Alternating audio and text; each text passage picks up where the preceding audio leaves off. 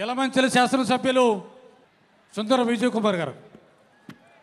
పెద్దలు అన్నయ్య పవన్ కళ్యాణ్ గారికి, వేదిక అలంకరించిన పెద్దలందరికీ నమస్కారాలు తెలియజేసుకుంటూ, నా పేరు సుందరపు విజయ్ కుమార్.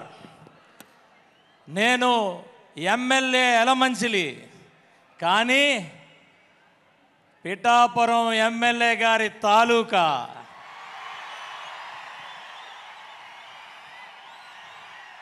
ఇదే పిఠాపురంలో 3rd ఫారం చదువుకున్న పిఠాపురం రాజా పాఠశాలలో ఒక విద్యార్థి, నరసాపురం, భీమవరం, విశాఖపట్నంలో చదువుకున్న ఒక విద్యార్థి,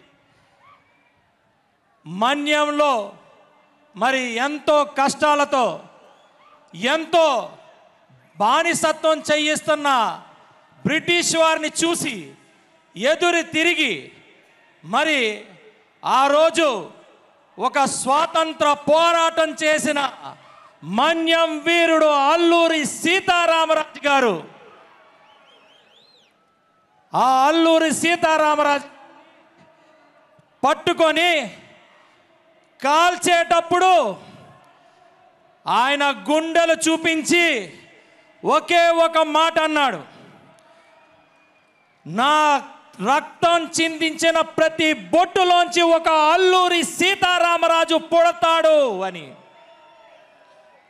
1924 మే 7వ తారీఖున ఆదివాసీలకు ఉన్న ఆశాదీపం అల్లూరి సీతారామరాజు గారు అస్తమిస్తే 100 సంవత్సరాలకి మళ్ళా అదే ఆదివాసీలు అందరూ కలిసి 2024న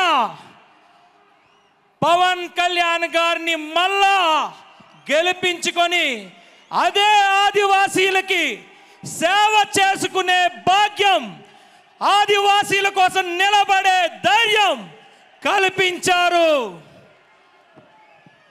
జగన్ రెడ్డి ఇంకా అర్థం కాలేదా జనసేన పార్టీ అంటే ఏంటో, ఎందుకు పుట్టిందో? ఇది జనసేన పార్టీ. గత 5 సంవత్సరాల నుంచి నువ్వు మమ్మల్ని చిత్రహింస పెడితే మేమేదో పారిపోతాం అనుకున్నావు. మా చర్మం ఒలిస్తే మాకు ప్రాణం గుర్తురాదు, దేశం గుర్తొస్తుంది. ఎందుకంటే దేశం కోసం చనిపోవాలనుకుంటే ఊరిని ముద్దు పెట్టుకునే భగత్ సింగ్ గారు మాకు ఆదర్శం, మా నాయకుడికి మాకు ఆదర్శం. ఇది రాజకీయ పార్టీయే, కానీ ఆ మూలాలు ఎక్కడున్నాయో గుర్తు పెట్టుకొని ప్రవర్తిస్తే బాగుంటుంది.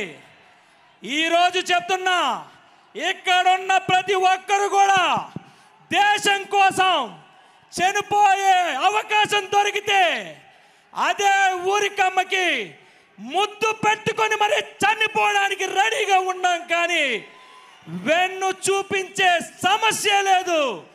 అదే జనసేన పార్టీ.